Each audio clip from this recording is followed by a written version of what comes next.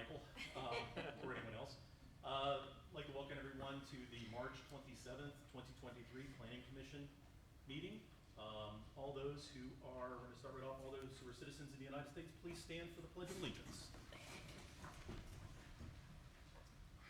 Pledge allegiance to the flag of the United States of America and to the republic for which it stands, one nation under God, indivisible, with liberty and justice for all.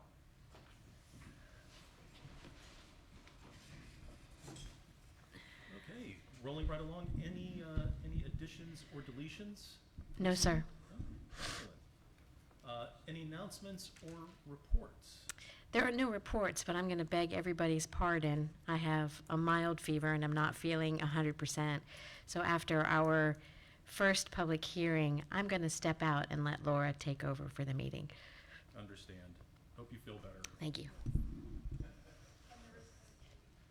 Oh, and Laura reminds me that there is no April 10th meeting. So the first meeting in April, we don't have anything for that agenda. Okay. Excellent. Okay, item 4, approval of minutes for the March 13th meeting. You all had a copy of the minutes. Any additions, subtractions, changes to those minutes? Anything from staff on the minutes? Mm-hmm. Okay, that being said, I'd like to have a motion for approval of the March 13th, 2023 minutes as presented. I move that we approve the minutes of the March 20, what did you say? 13th. March 13th meeting. Okay, we have a motion to approve. Do we have a second? Second. We have a second.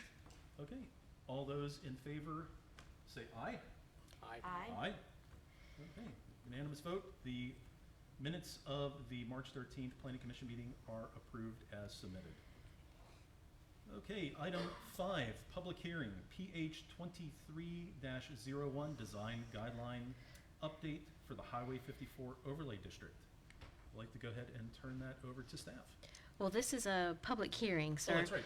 So I believe you have in your folder. I do, and I apologize. So we are changing as of this evening. This is the first night, yeah? We're changing as of this evening back over to public hearing, so I'm a little off on my terminology.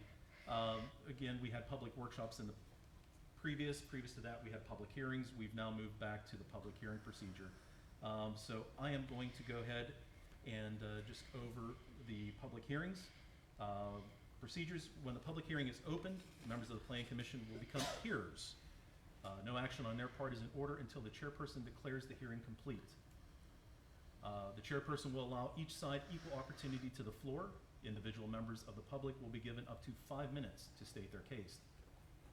First, city staff will present the request and provide an assessment of compliance with city code. Next, those supporting the issue will be heard, including if there is an applicant, but since these are design guidelines, there are none. Then those opposing the issue will be heard. Prior to closing the public hearing input portion of the meeting, city staff and the public will be given the opportunity to ask questions of either or both sides of the issue. When the chairperson is assured that the input is complete, the public hearing shall be ended and the Planning Commission may debate the issue and render a decision. All speakers from the public are asked to follow these rules. 1, come to the microphone and state your name and neighborhood prior to making remarks. Please keep remarks under 5 minutes and please do not repeat each other's comments and address all comments to the chairperson. So that being said, we'd like to go ahead and Open it up. open it Very up. good. Thank you, sir. Now, I know you all have heard this. There are maybe a few people in the room, though, that are not aware of what the design guidelines are. So they are a set of additional requirements that are put onto properties that are located, they're commercial properties that are located between the intersection 5474 and the county line. And they deal with mostly architectural standards, design guidelines. They were originally adopted in 2001. They were updated in 2015, and we are here again this year to update them again. The major highlights of the changes, and we're not going to go through every single change, but have to do with 3 categories: site furnishings, architectural standards and signage. The first one is site furnishings. We did clarify that bike racks are required. We also removed a specific design requirement for a specific model, so that we could encourage some creative installations, such as some of the pictures that you see that's a screenshot from the document.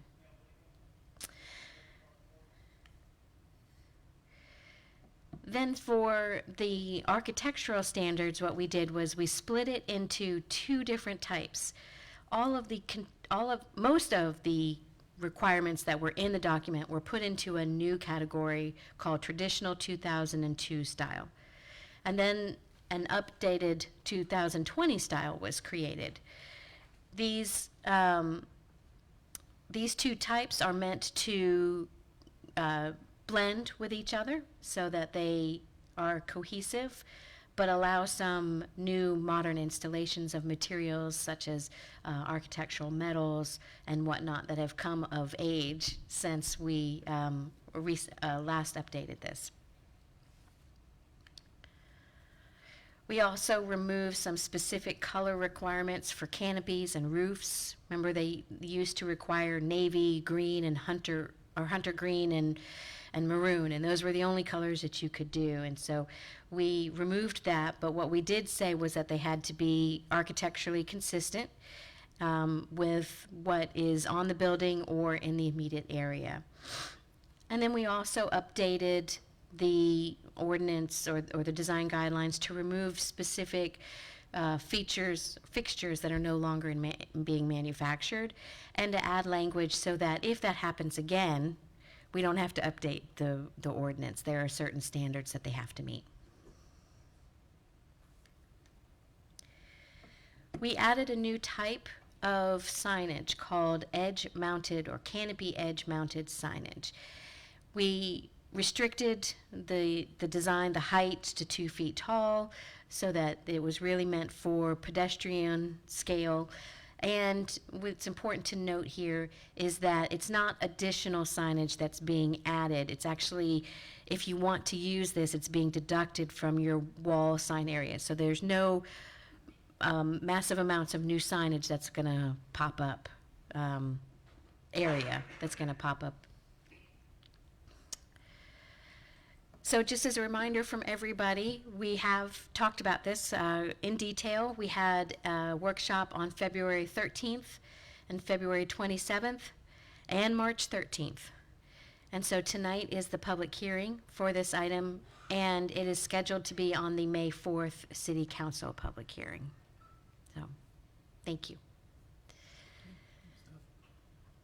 Okay, now we're going to have those who are supporting the issue. If there's anyone in support, if you would please come to the microphone, state your name and where your neighborhood is.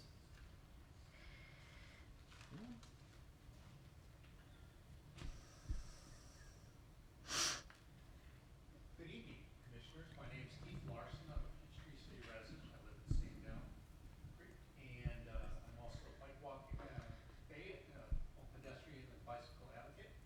So at the beginning of this process, I spoke and sent an email to the commissioners with some recommendations about improving bicycle and pedestrian access.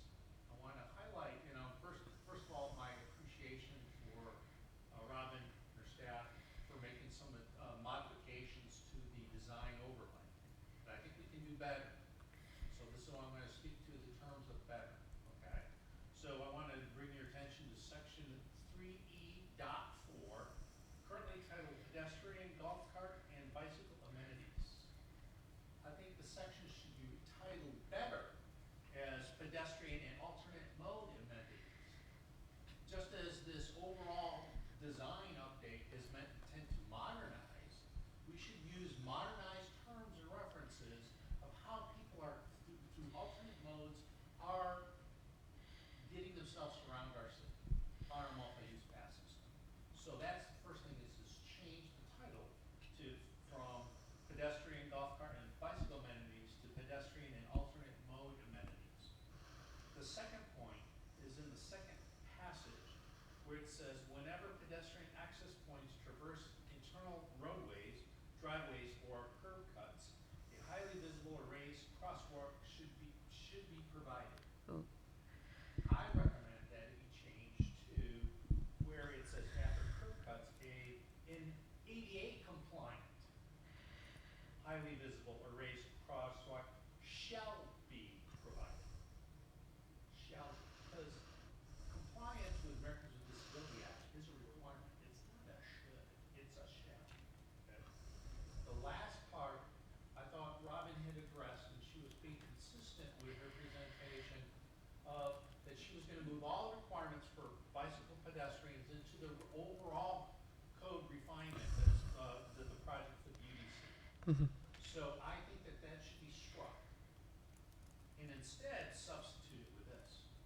All developments will include designated parking spaces for alternative transportation mode vehicles, including golf carts, motorized cars, bicycles, scooters, and other devices permitted under multi-use pass system.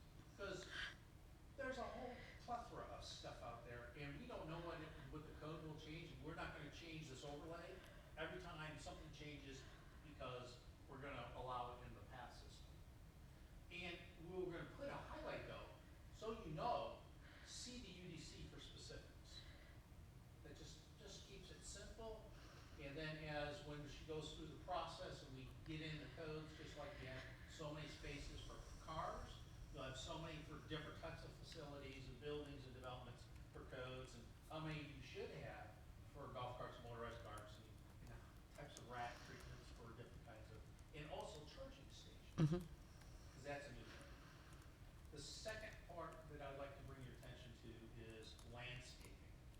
4C.4, suggested landscape vegetation, specifically flowering trees. I would request that you strike Bradford pear. Bradford pear has now been identified as an invasive species. It's been identified by many immunologists as being the leading cause of asthma in residents in cities and places where these things are being put in.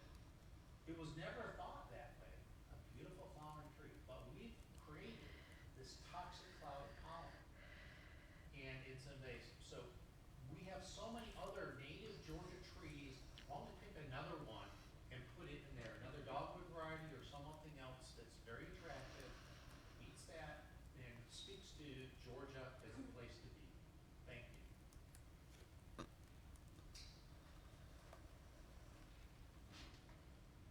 Okay. Thank you. I'll send you all an email with all these comments too, so you'll have that. Thank you.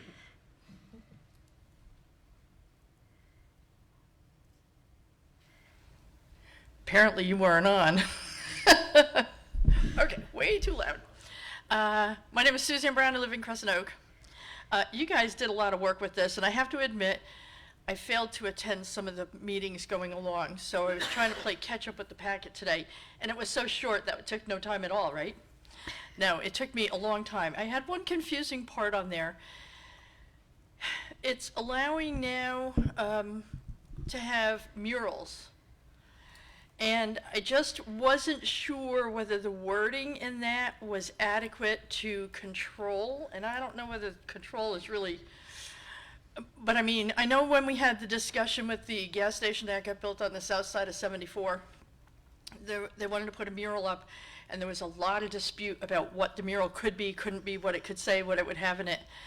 And I didn't know whether or not, and I realized that's not in the same overlay district, I understand that, but I wasn't sure whether what I was reading was adequate to control in view of how tight we have all of the rest of our signage. Otherwise, I think the packet looks great. I mean, a lot of the changes are very good. That was a good catch with the Bradford pears. I missed that one. But I just wondered whether or not there was a little more tweaking with the control of the murals. Because once somebody puts a big mural up, or any kind of a mural, you know, it's not cheap to put up, it's not cheap to change. And I realized that there would have to be an approval process, but sometimes what you look at on a piece of paper, when it goes on the wall, it's completely different. So that's the only thing I would kind of question at this point. Otherwise, it looks really good. Thank you. do we have any others who would like to speak in favor of the current design guidelines? Any opposed? No, I just did have a question for clarification. Robin, on the murals that Sue was talking about, is there any specifics of prohibiting that to be an advertising space? It is not. It is considered to be artwork, and so it may contain some advertising language. Okay, so an outdoor advertising company could come to the avenue and where they currently have the beautiful postcard to Peachtree City on where the bookstore wall is, that they could rent it, and now you see a big advertising plastered on there when we don't want outdoor advertising like that. So is there a way that we could control or limit that from being rented? I need to confer with our city attorney, to Okay. be honest. So I think that might be something we want to make a note of to make sure that it doesn't become a public billboard Right. Very good. at eye level. Thank you. And I know one of the items that was brought up at the last meeting, I questioned, do we have, or is there something we want to look at for an art commission? I know other towns have them. Is it something that we want to do not only for, the murals, but also any type of artwork that we would look to place within Peachtree City, whether it be statues, or other pieces like that. So that's something that we did take back. That would be the route that I would recommend, so that it's not a staff level decision to Correct. decide what is art. Yeah. But it's definitely something for council to take a consideration of. And it may be something as we continue to grow and look at different areas of Peachtree City, the opportunity to go ahead and do some more artwork like that. I mean, I think I brought up even over at the wastewater treatment, we had that mural that was placed on the wall over there, and a lot of people don't see it, but there's an opportunity and some other places where we may look at doing something similar, so definitely would like to take that to council and have that considered going forward. Perfect, excellent. Okay, we didn't have anyone that wanted to speak against? Okay, so we are going to go ahead and make sure I have this correctly since we haven't done this in a while. Any questions to staff? Any questions to the commissioners?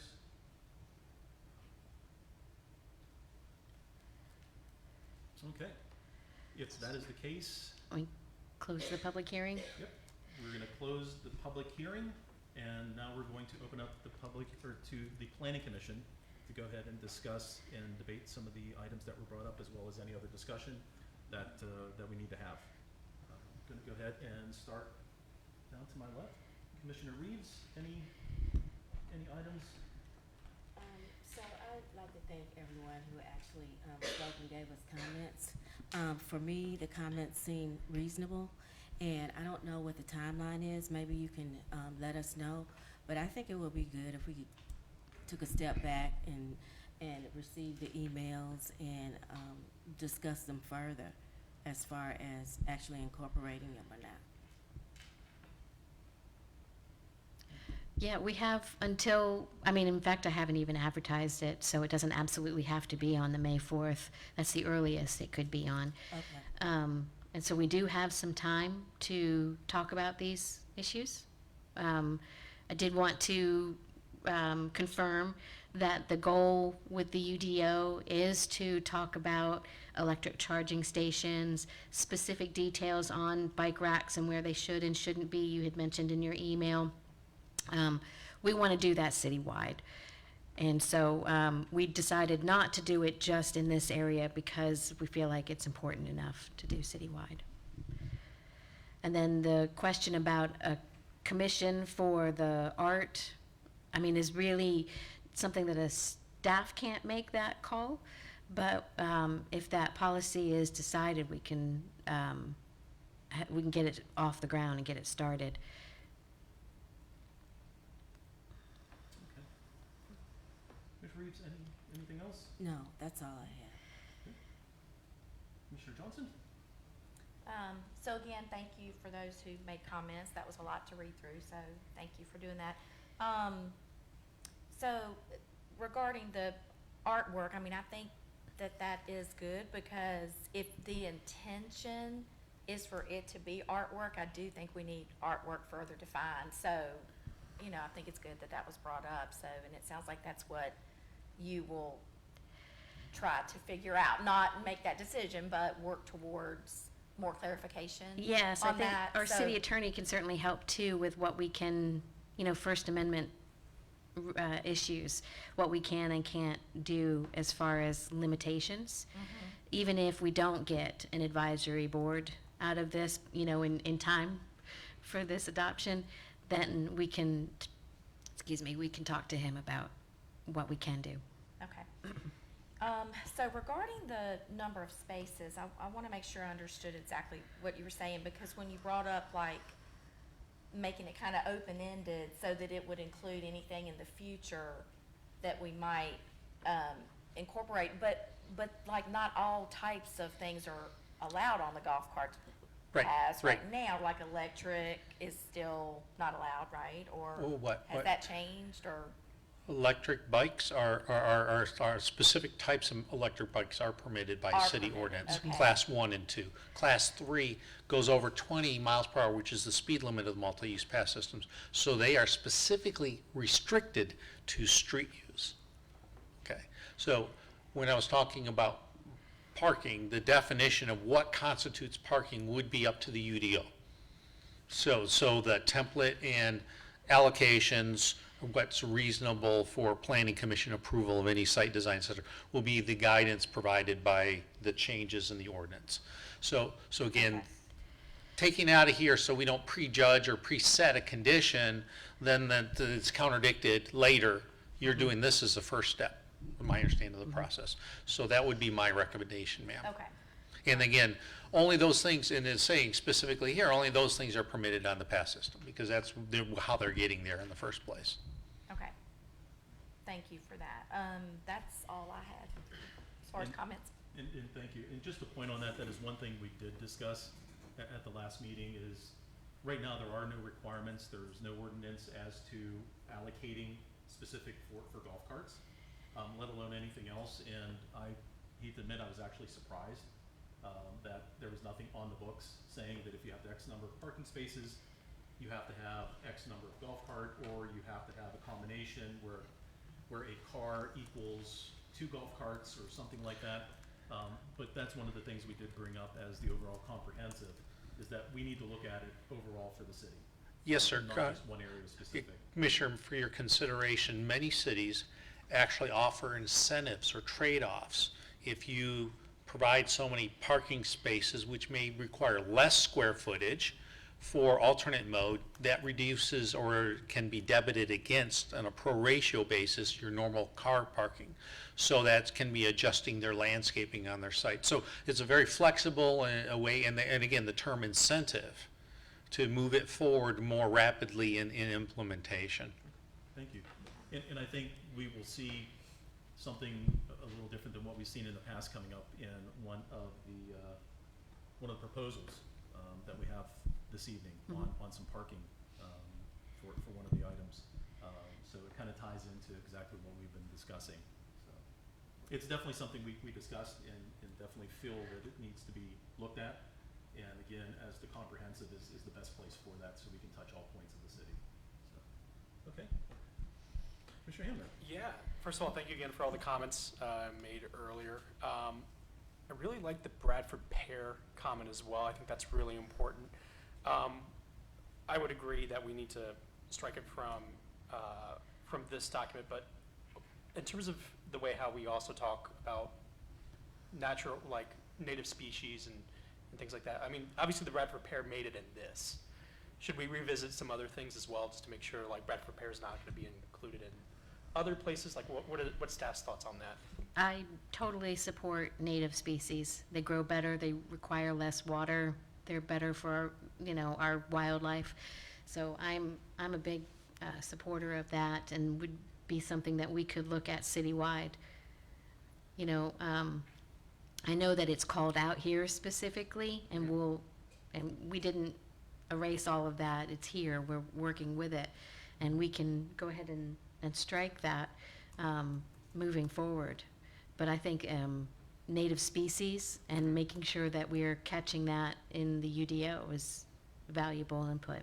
Yeah, I think, absolutely, I agree. And just finding other opportunities as well to, if we need to clean up the language in other parts or put something else in, just to make sure that we are really stressing native would be huge. Perfect, that's all I have. Question to staff. Thank you. Do we have a specific location where we have recommended or, I don't want to say not recommended vegetation, whether it be bamboo, whether it be things like that? Because I know in other cities that I've lived in, they have actually taken out Bradford pears. Not as much from the pollen and asthma standpoint, but because of the structure of the tree itself. It's a very fragile tree with the way the branches come together. Very susceptible to failure, especially, you know, along roadways. They look beautiful, but they're just not good to plant. Do we have a list? Because what I'm thinking, just like the overall comprehensive, if we did have something or want to create something in the comprehensive UDO, would we then just take this and refer it to that? Is that here is a recommended that we have, instead of just having one for the overlay, one for the overlay, one for the overlay? I love that idea, but we don't. Okay. We don't have a list of recommended plants. What we do have is a list of recommended trees on public property. So if the city were to go in, and it does, we have that tree fund. Right. When we go in and we plant trees in public property, we make sure that they're from that list. And I have to tell you, I don't know off the top of my head if Bradford pear is included on that. And so I think that's a great opportunity to eliminate we that don't wanna- scourge. Of course, we don't want to limit what people can plant. However, again, especially sidewalk streets such as that.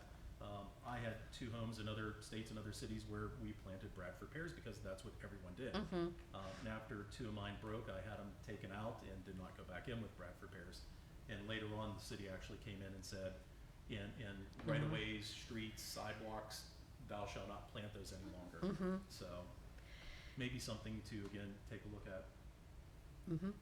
Agreed. The thing is, it does kind of bring up, like, the Bradford pear cannot be the only tree that Right.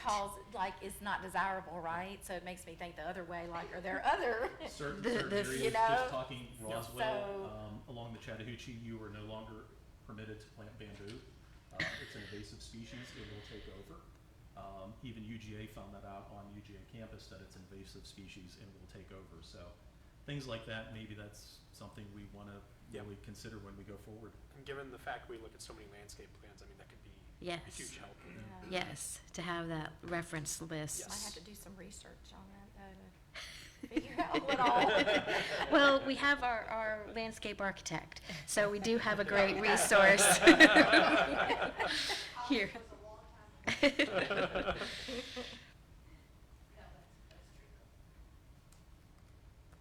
In terms of making that list, I mean, would that be solely staff, or is this? Actually, I would go, my first step would be to go to UGA and look at what the resources they have available. I am sure, because I know when we worked on the landscape plan, which hasn't been installed yet, but is coming, for the McDuff pedestrian bridge, we used them as a reference for ground covers.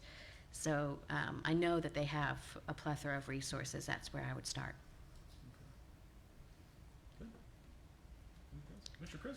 Sure, not much to add here. I think just this process has been a very good one, very thorough. I think the insights that we've learned from the discussions, especially for the benefit of the UDO, have been excellent. So overall, I think I'm just very pleased with what we've done here. Okay. Excellent. Yeah, and I feel the same way. I think we've had some really good meetings and discussions on this, and as we continue to discuss, I think we're finding a few more items that, you know, we probably need to have further discussion on, whether it's part of this commission or referring that to council or to staff to take it to the next step in something else. But I definitely think as we go through this and in the future, as we go and take a look at some other areas, you know, I'm sure something else will pop up that we want to go ahead and take a little deeper dive into.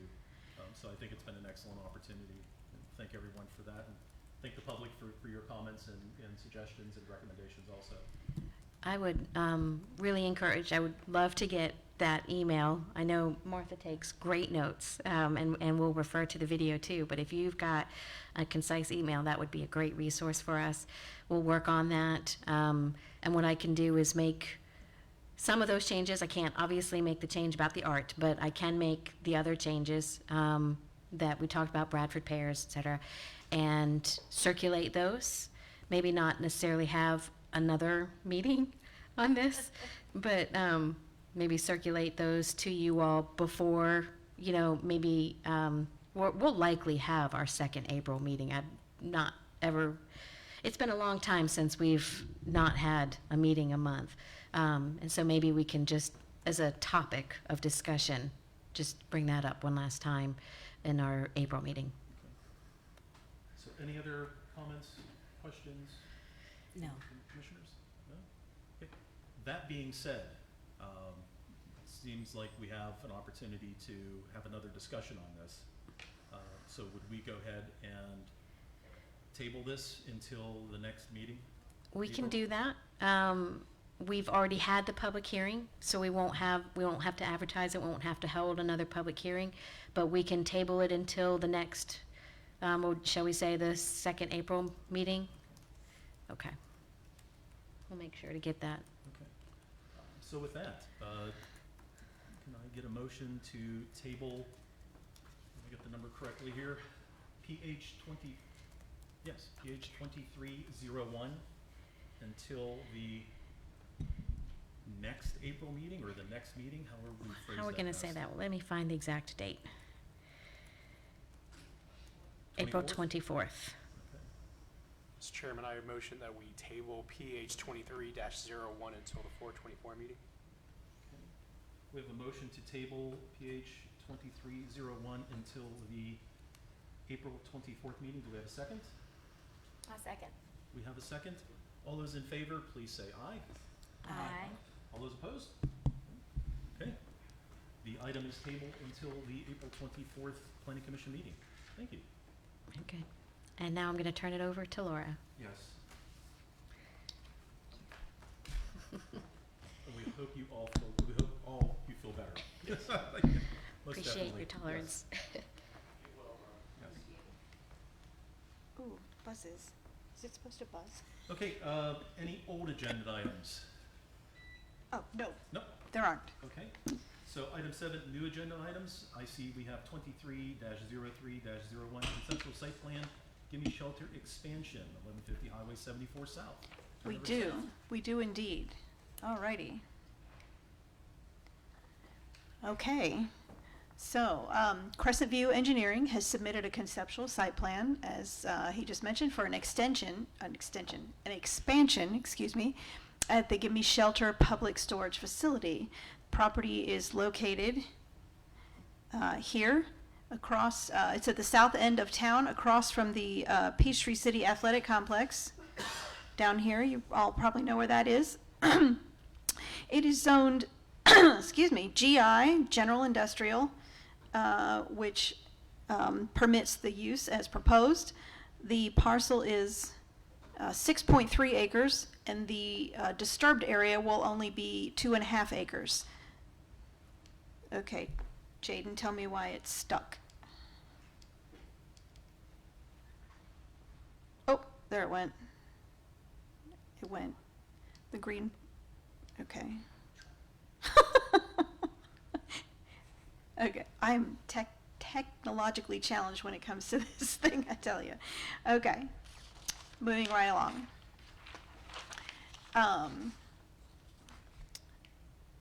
Here we go. Site plan, pictures. Okay, so this is the half of the site that is currently developed, and this half of the site is currently undeveloped. The undeveloped portion is currently wooded, and most of the lot sits above the road grade, and also it is above the elevation of the developed portion of the site.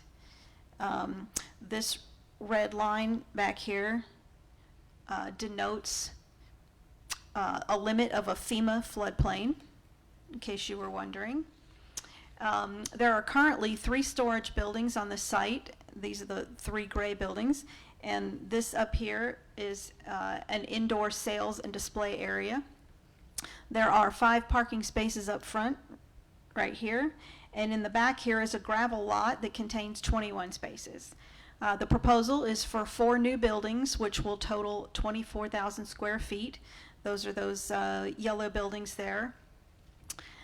That will bring the overall building total to 54,350 square feet, and a stormwater pond is proposed in the rear. That's that large blue area back there.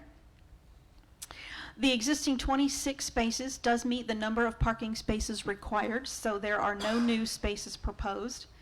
However, as I mentioned, most of the spaces are gravel in that lot in the rear, and per our off-street parking requirements, the parking is required to be paved. So per the site plan, the lot is proposed to be paved with concrete, which does meet the requirement. The property will continue to use the existing curb cut off of 74 right here. And we'll make a connection to the new portion of back here behind the buildings. In order to make this connection, the area will have to be regraded. And so the hill, it's not really a hill, but it will be cut down so that it'll be just a few feet higher than the existing buildings. And as a result, it's going to require a retaining wall. Let's see if I, oh. Yeah, it didn't like that. Okay, which the retaining wall is right here on the side of the property, and it makes a turn and comes across the front, right there. And that'll be a modular block retaining wall, I believe. You all could correct me if I'm wrong. All right. And also some grading is proposed right here in this corner, and that is in the buffer, in the required buffer.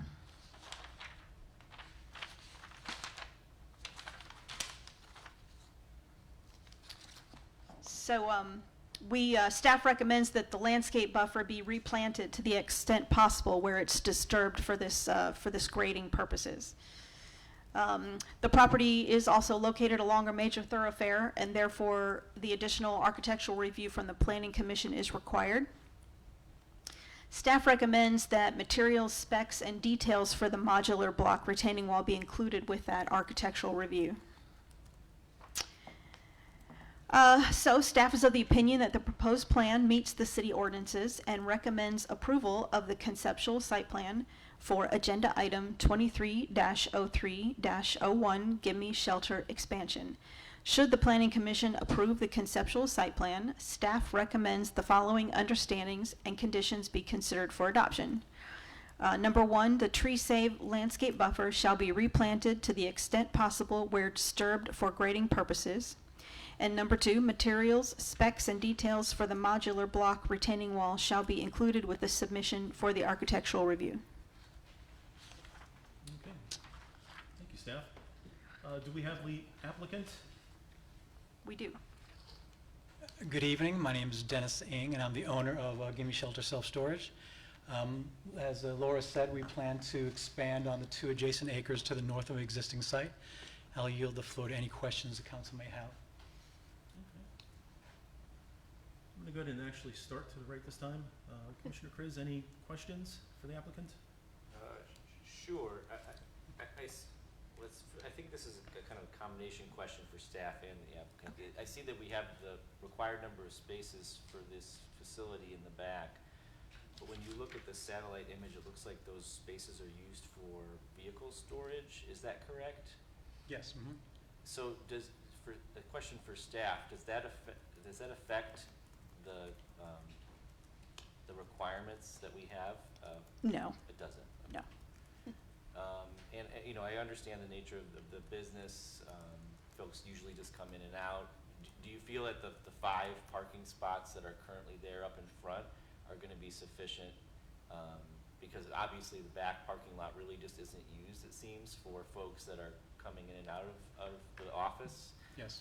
Do you think that expansion is going to require more spaces up front? Currently, the 3 buildings are all fully occupied, and we typically, on any given day, have no more than 5 or 10 people coming in and out. Everything nowadays, mainly people either come to rent a storage unit, or when they do payments, everything's online now. A lot of people don't really require it. We have a website where they can use a credit card, or we'll have a credit card on file. I would say 95% of the people pay with credit card. So the people that mainly visiting are either going to go on-site, or if they're a new renter. And that typically, I mean, we don't have 10 people come at the same time. It's usually, 1 or 2 people a day. So I think it's been sufficient now, and, I don't see it being a problem in the future. Okay, fair enough.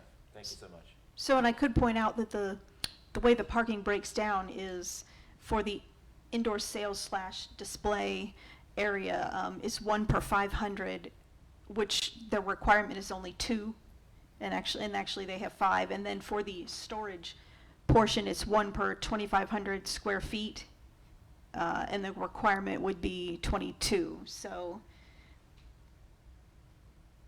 it's really for the storage purposes. Yeah, makes sense. Okay. No further questions.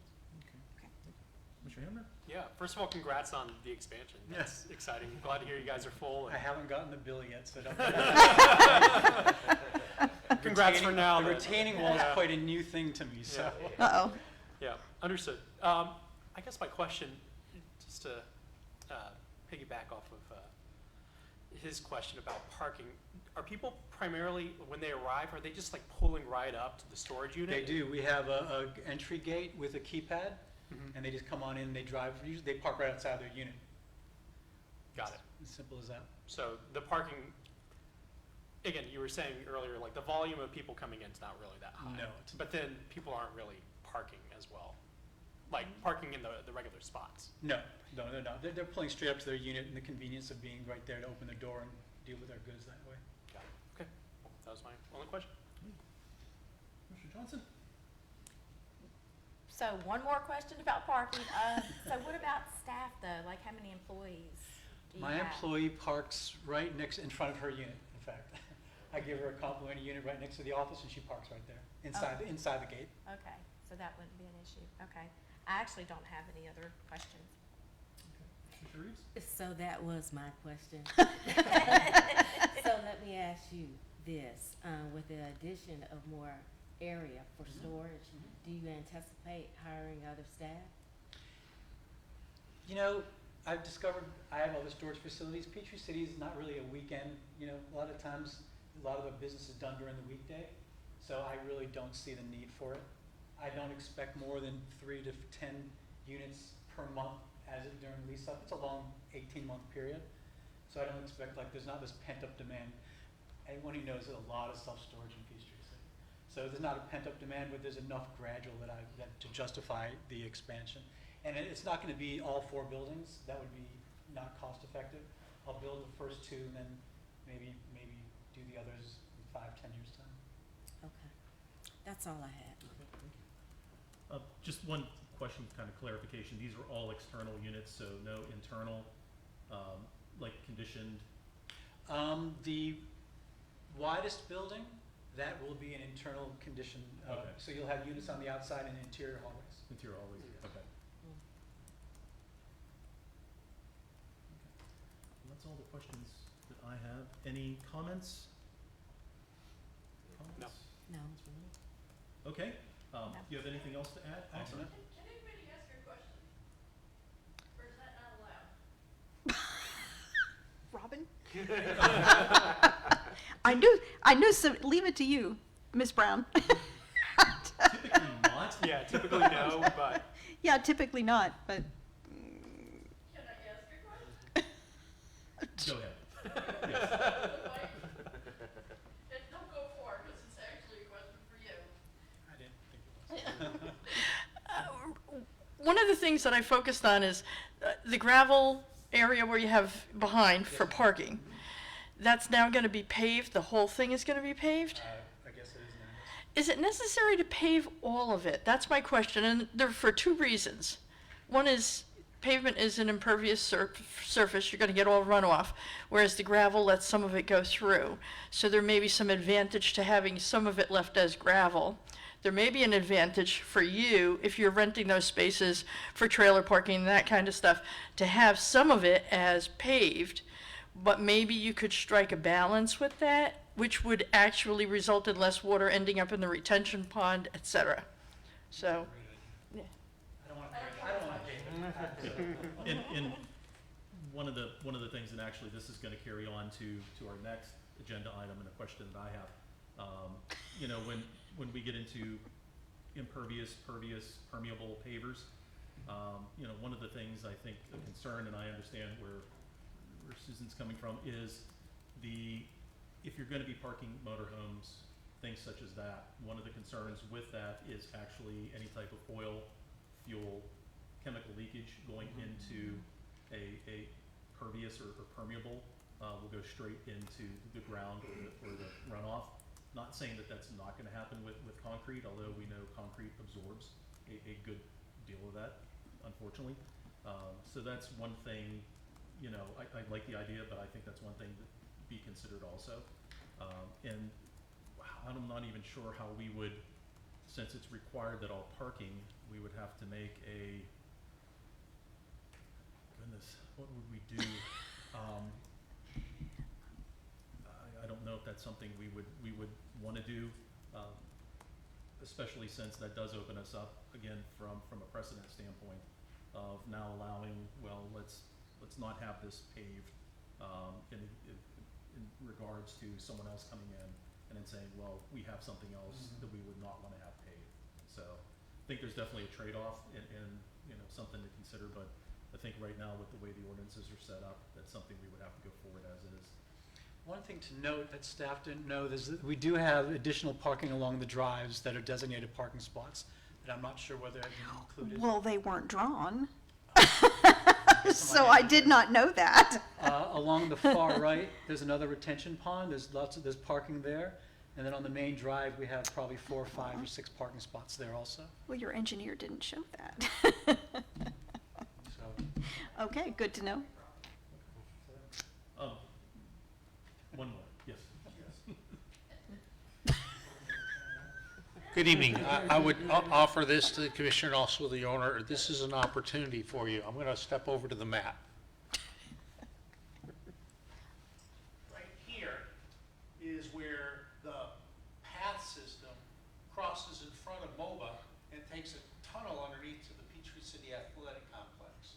It would be advantageous, I believe, to you as well as the city for you to be in your easement in the front, but not in the GDOT right-of-way, to construct a path segment connection to the city path at MOBA at the tunnel.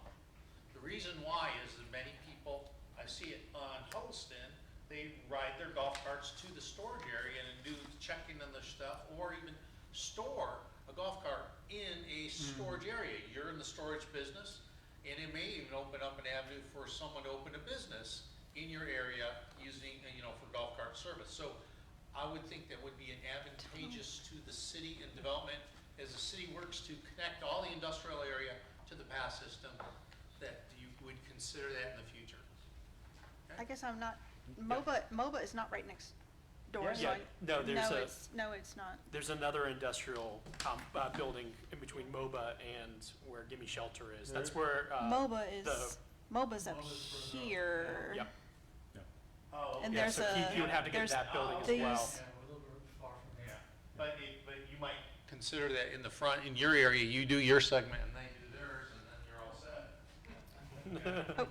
Anyway, Okay, that's something that I think we would, you know, leave that up to the owner, the applicant to take a look at. I would not really wanna put that as a condition, of that, but definitely something to consider if it's something you would like to do, so. Well, Okay. maybe considering not replanting barley trees though, so. Any other comments, questions? No. Okay, Okay, thanks very much. That being said, let me get back to where we were. 'Cause I do wanna get the staff recommendations here. Okay, I'd like to go ahead and take a vote on item 23-0301. If we could have a motion to approve with the conditions, or the conditions and understandings presented by staff.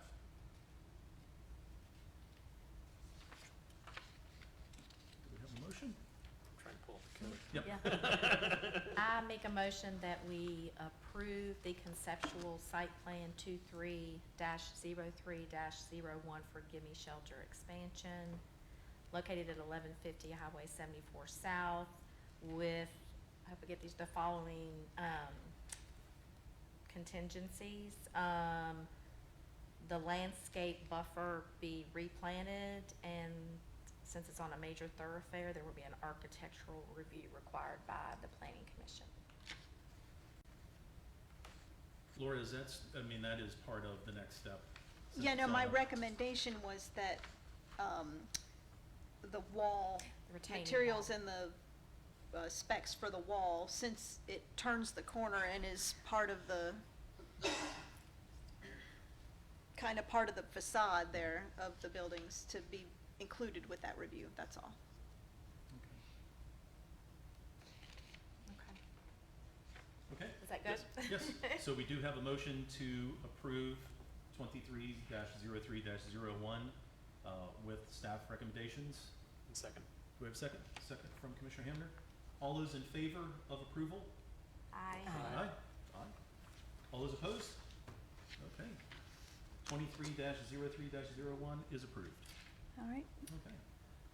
23-03-02, conceptual site plan, medical office and pharmacy, 2035 North Commerce Drive. Okay.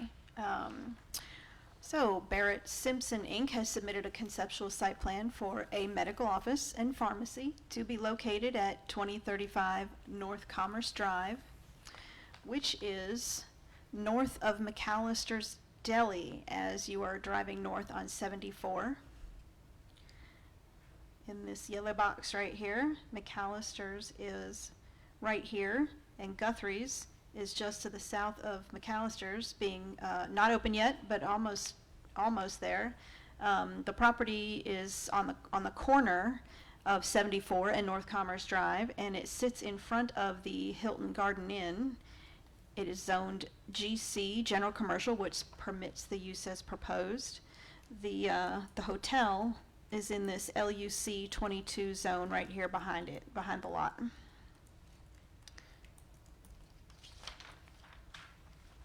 So this parcel is currently undeveloped. It is 2 acres. The proposal is for 2 buildings, an 8,000 square foot medical office with a 4,000 square foot pharmacy next door to it, with associated parking and a stormwater pond. You may remember from the recent Guthrie's project nearby that the landscape buffer requirement for this development is it's a 30-foot platted buffer rather than the typical 60-foot buffer that is, like I said, typical for properties along 74. So this parcel is part of Tract 4 of the Bridge Park commercial subdivision that was originally platted in 1998 and replatted in 2007, and this image to the left of the site plan is the replat to subdivide the tract to allow the parcel in the parcel that the hotel sits on is in the rear, so that it could be rezoned. And the plat includes the 30-foot buffer. It was included originally too in 1998, but I use this one to show you. And this area across the front is the 30-foot buffer, and so that's why we use 30 feet in this commercial subdivision. McAllister's is the same, Guthrie's as well. Moving along, the site will be accessed from North Commerce Drive towards the rear of the property, right here. And staff is recommending that the center line of the curb cut for that driveway line up with the center line of the curb cut across the street, which would be the access point for the McAllister's property. Section 706 of the Land Development Ordinance requires multi-use path connections for commercial developments. And there is an existing path in the adjacent green space to the north of the parcel.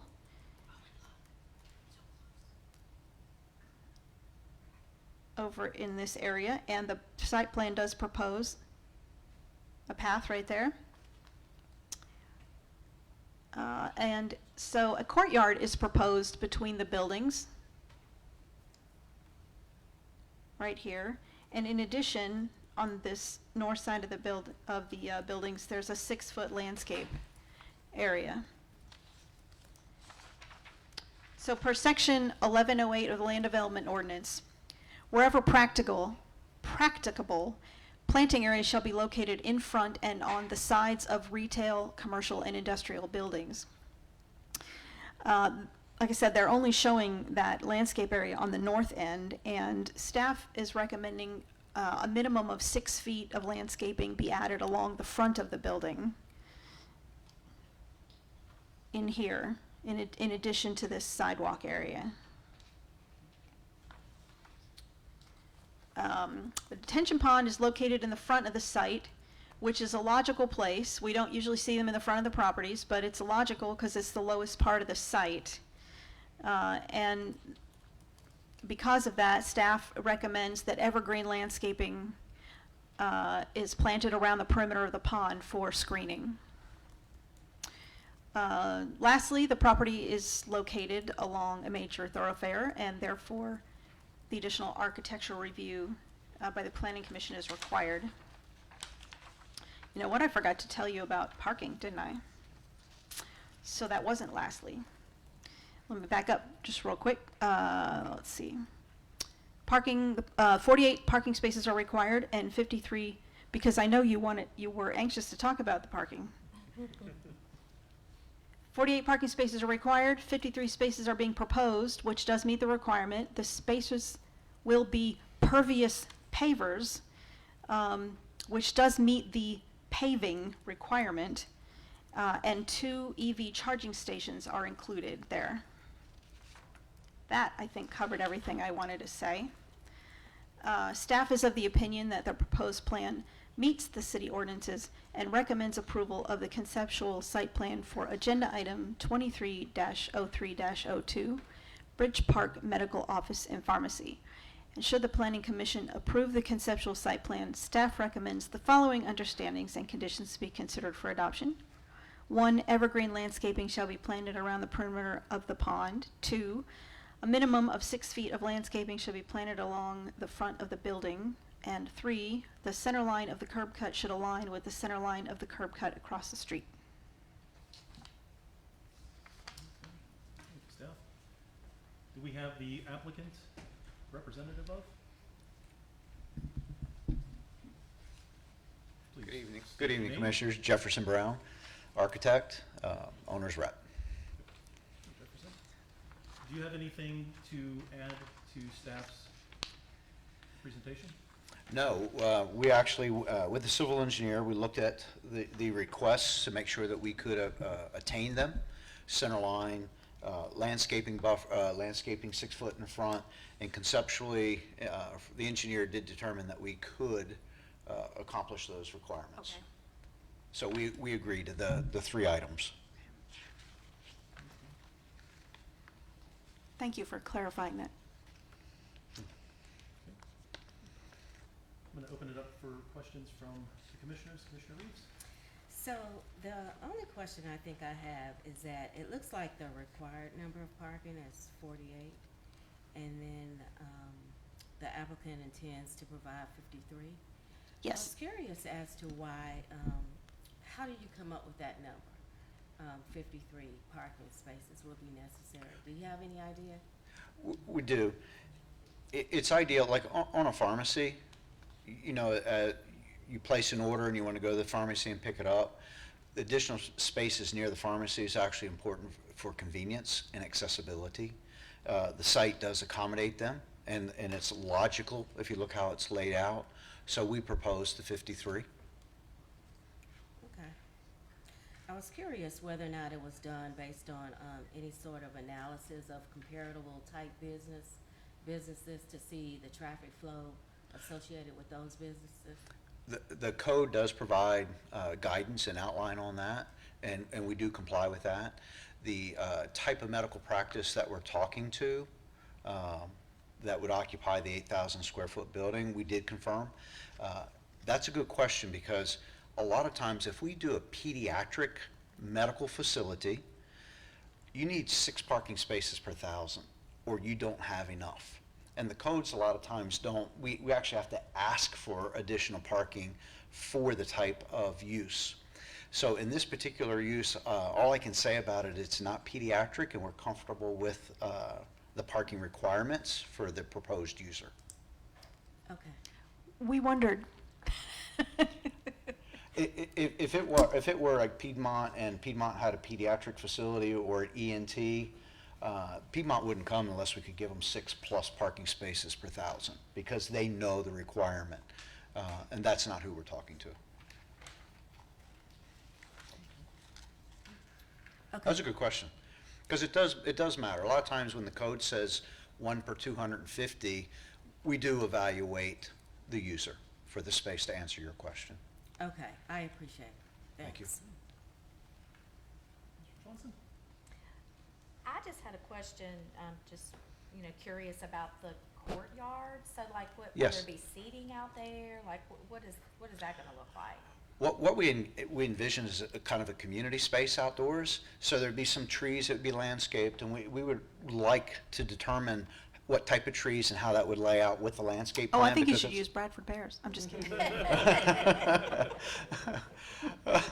Bring more Kidding. business into the Yes. medical office. Yes, because in that space, if you did drop off a prescription and you needed a place to rest and it's a nice day like today, you don't have to sit in your vehicle.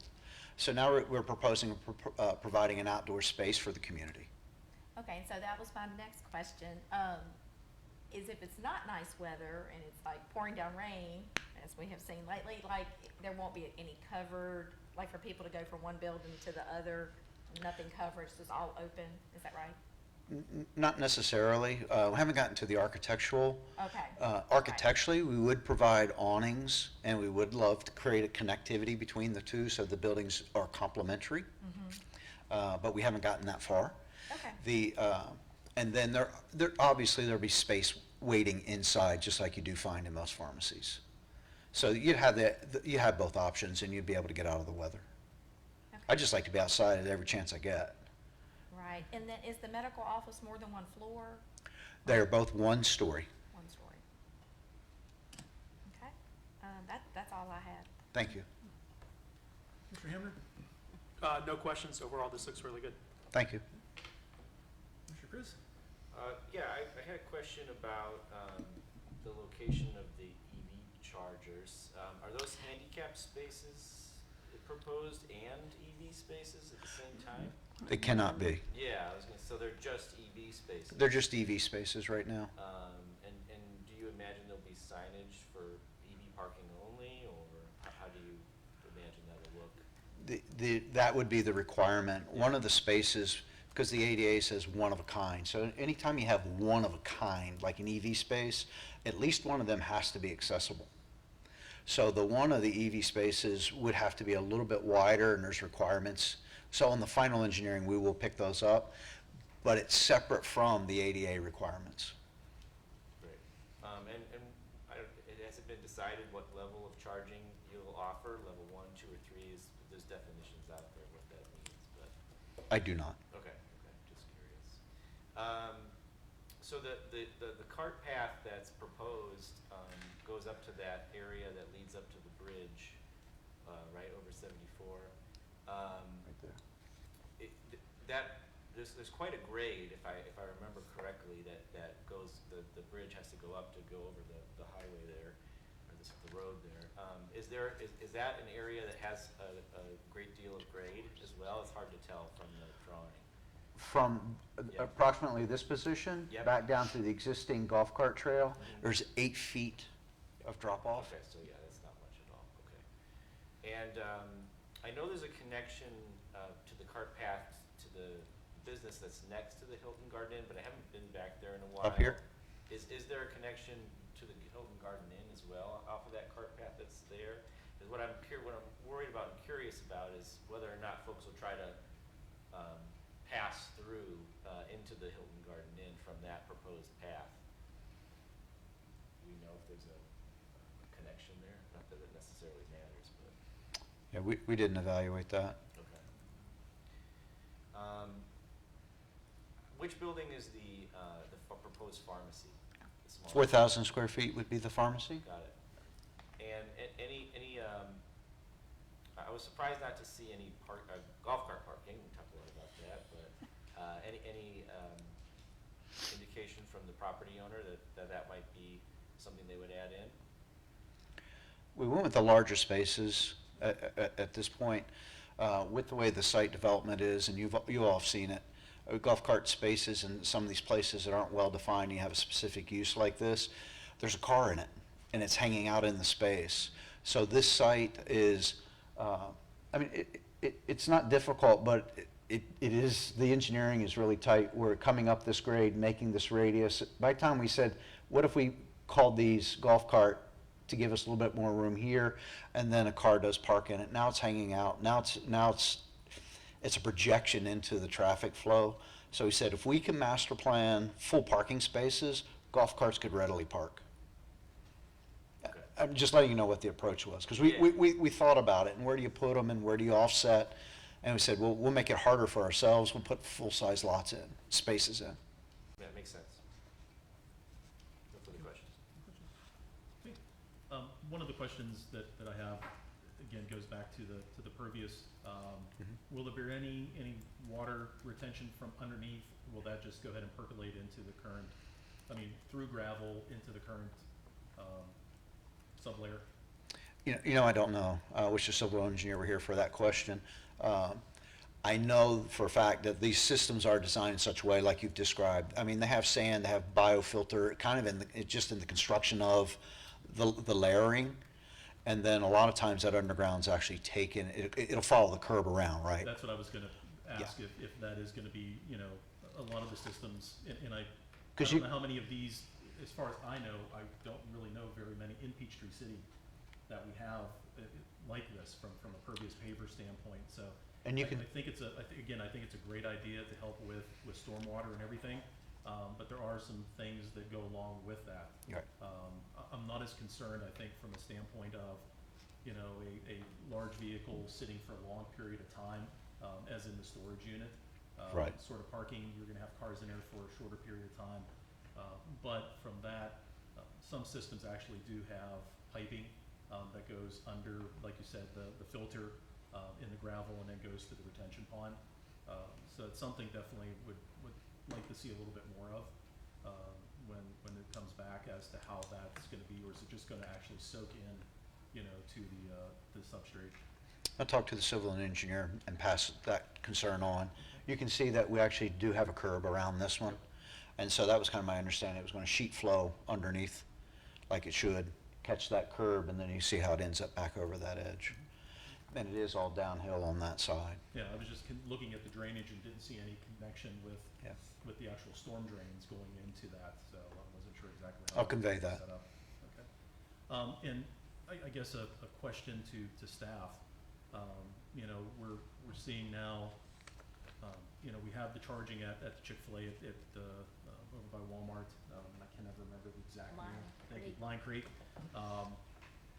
We have the charging at Walmart. We have charging now at the Avenue. So we're seeing more and more charging opportunities. Again, I think that's something, question and comment. That's something I think we need to take a look at as part of the comprehensive. Absolutely. If it hasn't been brought up, it needs to be added. Exactly what type and where and how and signage, things such as that. Lighting. Lighting, as we're gonna see more and more as we go forward, especially on the redevelopment side, and even current businesses adding that in, so. Okay. I think that's everything that I have. Any other questions, staff, applicant? Okay. Comments? Commissioner Chris? Well, it looks great to me. No comments. Commissioner Henry? Looks great. Johnson? Yeah, Commissioner Reeves? awesome. I'd like to make a motion. Okay, No more comments. I don't have a comment, I already made mine, so we're good. So, we're gonna go ahead and make a motion to approve 23-03-02, the conceptual site plan, medical office and pharmacy, 2035 North Commerce Drive, with the conditions as presented by staff. Do we have a motion? Yes, I'd like to make a motion to approve the conceptual site plan, agenda item 23-03-02, With- with the recommendations from staff. Okay, so we have a motion to approve with recommendations from staff. Do we have a second? Second. Okay, we have a second. Okay, all those in favor, please say aye. Aye. All those opposed? Okay, the motion passes for approval of 23-03-02. Those are our new agenda items. No workshop items, which is good. Any other additions from staff before we adjourn? No. Okay. With that being said, I'd like to go ahead and have a motion to adjourn. Mr. Chairman, I motion that we adjourn. Second? I'll second. All those in favor? Aye. Aye. Aye.